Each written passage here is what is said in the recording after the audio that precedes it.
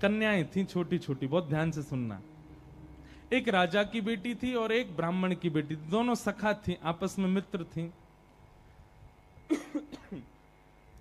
एक बार राजा के यहां पर एक संत का आगमन हुआ, तो संत शालिग्राम भगवान की सेवा कर रहे थे। वो दोनों कन्याएं बैठ करके देख रही थीं। दोनों के मन में भाव आया, इस संत जैसे सेवा करते हैं वैसी सेवा हमको भी मिल जाए। तो दोनों संत से कहने लगी, बाबा हमको भी सेवा दे दो, हमको भी ठाकुर जी दे दो। तो संत ने मन में विचार किया, छोटी छोटी कन्याएं, ये क्या जाने असली नकली क्या होता है। उन्होंने शालिग्राम जैसे दिखने वाले चिपटे 2 पत्थर लिए और दोनों कन्याओं को दे दिए। दोनों कन्याएं बड़ी प्रसन्न हो गईं, बोले वाह हमको ठाकुर जी मिल गए। दोनों ने गुरुजी से पूछा, गुरुजी इनका नाम क्या रखें। तो गुरुदेव ने कहा, तुमको जो प्रिय लगे वो नाम रखो इनका। तो कन्याएं जो वो बड़े चिकने से पत्थर थे, तो एक आध बार हाथ से फिसल गए। तो एक कन्या ने कहा, बोले इनका नाम रखते हैं सिलपिल्ले भगवान। कौन से भगवान? और दोनों ने अपने ठाकुर जी का नाम रख दिया सिलपिल्ले। ये कोई ऐसी कथा नहीं, भक्तमाल जी में कथा है ये। तो सिलपिल्ले भगवान, दोनों कन्याओं के सिलपिल्ले भगवान हो गए। अब दोनों कन्याओं के साथ में कैसी घटना घटी। तो जो ब्राह्मण कन्या थी, जब थोड़ी बड़ी हो गई, सिलपिल्ले भगवान की सेवा करती थी। उसके 2 भाई थे, दोनों भाइयों में विवाद हो गया, दोनों भाई अलग अलग रहने लगे। एक दिन विवाद के कारण बड़े भाई ने छोटे भाई के घर में आकर के लूट मार करी, उसको मार पीटा और घर का सारा सामान हड़प के ले गया। उसी सामान में बहन के सिलपिल्ले भगवान भी ले गया। और बहन तो बेचारी रोने लगी, उसके तो ऐसे प्राण हो गए मानो बस अब जीवित ही नहीं रह पाएगी ठाकुर जी के बिना। रोने लगी, भैया से कहने लगी, भैया बोला पूरा घर लुट गया, उसकी तुझको चिंता नहीं, वो तेरे पत्थर के भगवान खो गए उनके लिए रो रही है। बोले वो पत्थर नहीं है, मेरे प्राण है, मेरे जीवन है, वो नहीं मिले तो मैं प्राण निकल जाएंगे मेरे। बोले जा, किसी और ने थोड़ी लूटा, बड़ा भाई है हमारा, जाके मांग ले, दे दे। तो बहन अपने बड़े भाई के घर गई और बड़े भाई से जाके कहा, भैया कुछ मत दो, सब रख लो अपने पास, पर मेरे सिलपिल्ले भगवान। अब सिलपिल्ले नाम सुनते ही सब हंसने लगे वहां पे। और जितने भी उसके भाई के साथ, वो तो गुंडा प्रवृत्ति का था, उसके साथ में जितने भी लोग सब हंसने लगे। अच्छा क्या नाम तुम्हारे ठाकुर जी का? बोले सिलपिल्ले भगवान। और जोर से हंसे। भैया मेरे भगवान दे। बोले अंदर सारा सामान पड़ा है, तू जाके अपने आप ढूंढ ले ठाकुर जी कहां हैं। अंदर जाने लगी तो एक जो उसके भाई का पूरा गैंग था, उसमें से एक बोला, अगर तेरी इतनी भक्ति है कि तू अपने भगवान के बगैर नहीं रह पा रही, तू यहीं खड़ी खड़ी बुला ले, तेरे ठाकुर जी अपने आप ही निकल के आ जाएं।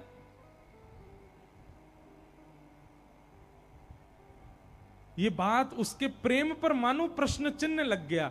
वह भी मन में सोचने लगी, मैं बचपन से सेवा कर रही हूं सिलपिल्ले को, कभी अपने हृदय से दूर नहीं करती, पर आज इसकी बात से मुझको ऐसा लग रहा है कि मैं तो प्रेम करती हूं, पर वो प्रेम करते हैं कि नहीं, आज उसका भी पता चल जाए।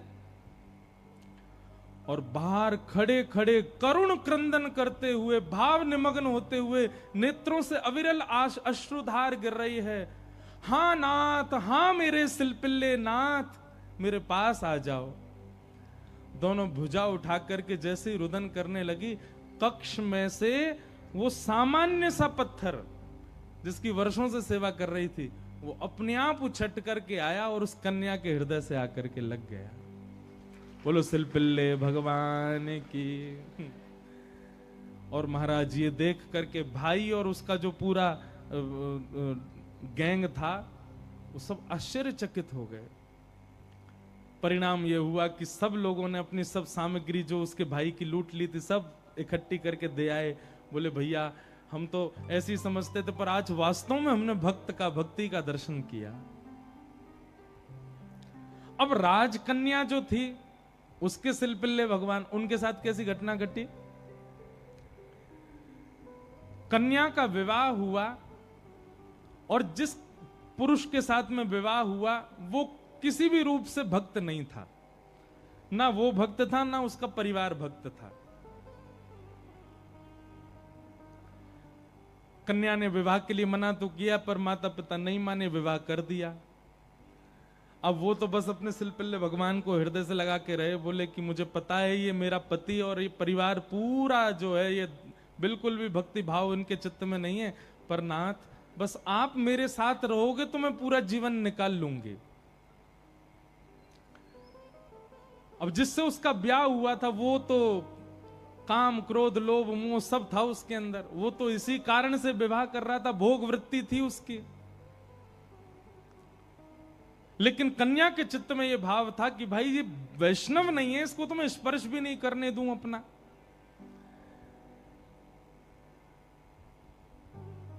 रात्रि में चर्चा कर रहा था पत्नी से, बातें करने लगा, बातें करते करते और उसने कहा ये क्या है तुम्हारे हाथ में? बोले ये मेरे भगवान है, सिलपिल्ले भगवान। उस सिलपिल्ले नाम सुनते ही इतना हंसा, हंसते हंसते बिस्तर से गिर गया। बोले कौन है? सिलपिल्ले भगवान। बोले आप हंसिए मत, ये मेरे ठाकुर जी हैं, मैं बचपन से इनकी सेवा करती हूं। अच्छा ठीक है, रखो इनको अपने पास। लेकिन वो उनको दूर करना चाह रहा था, बार बार लेकर के हटाना चाह रहा था। और वो राजकन्या कस के पकड़े, बोले नहीं आप इनको मुझसे दूर मत करो, ये मेरे प्राण है, ये अगर दूर हुए तो मैं प्राण त्याग दूंगी। एक दिन, 2 दिन, 4-5 दिन बीत गए, लेकिन वो ऐसे ही रहे, सिलपिल्ले भगवान को हृदय से लगा के रहे। उसका यही था कि मैं पूरा जीवन इनके साथ नहीं रह सकती, पर आप रहोगे तो मैं रह लूंगी। एक दिन उस राजकुमार को क्रोध आया और उसने जब हट पूर्वक हाथ हटाए और वो सिलपिल्ले भगवान को खींच करके और बाहर एक सरोवर था, सरोवर में फेंक दिया।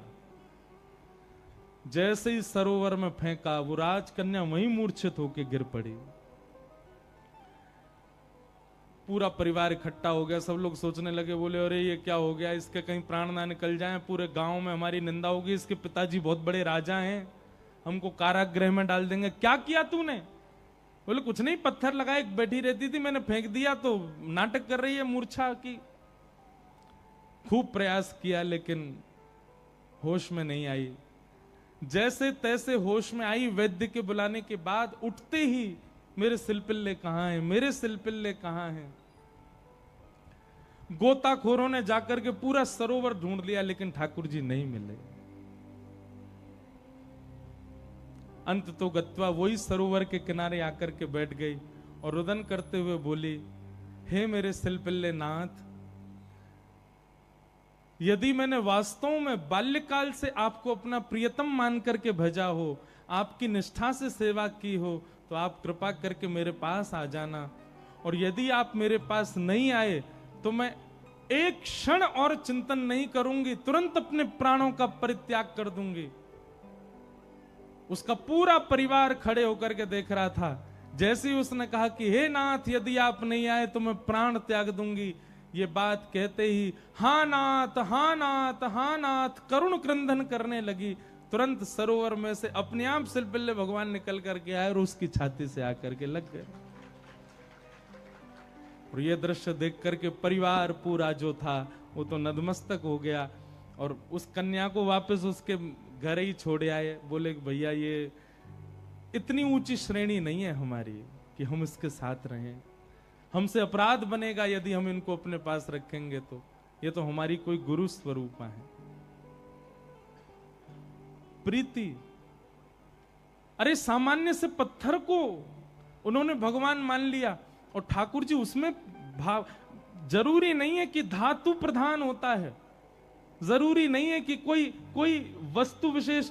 ये बात आप बहुत ध्यान से सुनिएगा। कई लोग भेद मानते हैं, अपने लड्डू गोपाल को सामान्य समझते हैं, वृंदावन बिहारी लाल को विशेष समझते हैं। उनको लगता है मंदिर में जो बिहारी जी बैठे हैं ये विशेष हैं, हमारे संग जो डलिया में डोल रहे हैं ये इतने विशेष नहीं है। क्यों?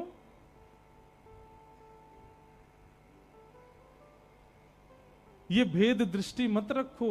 वो बिहारी जी जितने श्रेष्ठ हैं उतने ही श्रेष्ठ आपके ठाकुर जी हैं। ये विश्वास प्रगाढ़ रखो अपने ठाकुर जी के प्रति, ये भाव प्रगाढ़ रखो। तो भैया संसार में हर वो वस्तु चली जाएगी आपसे दूर जिसको आप स्नेह भरी दृष्टि से देख लोगे। इसलिए स्नेह भरी दृष्टि से देखना है तो केवल ठाकुर जी को, उनकी लीला को, उनके धाम को, उनके प्रसाद को और उनके जनों को ही देखो। और या फिर जिससे स्नेह हो रहा हो, चाहे वो पुत्र हो, पुत्री हो, माता हो, पिता हो, मित्र हो, यार हो, कोई भी हो, उसको भगवत भक्त बनाओ। क्योंकि भगवत भक्त बनने के बाद उससे स्नेह हो तो भी वो स्थिर तो रहेगा। आप वैष्णव हैं और वो संसारी है, तो कोई भी संबंध क्यों ना हो स्थिर नहीं रहेगा, जाएगा। चला चलेति संसारे धर्म एको ही निश्चल। तो लक्ष्मी की बात हो रही है। लक्ष्मी ही रुक्मिणी जी के रूप में आई और उनका विवाह भगवान श्री कृष्ण के साथ हुआ। आगे भागवत जी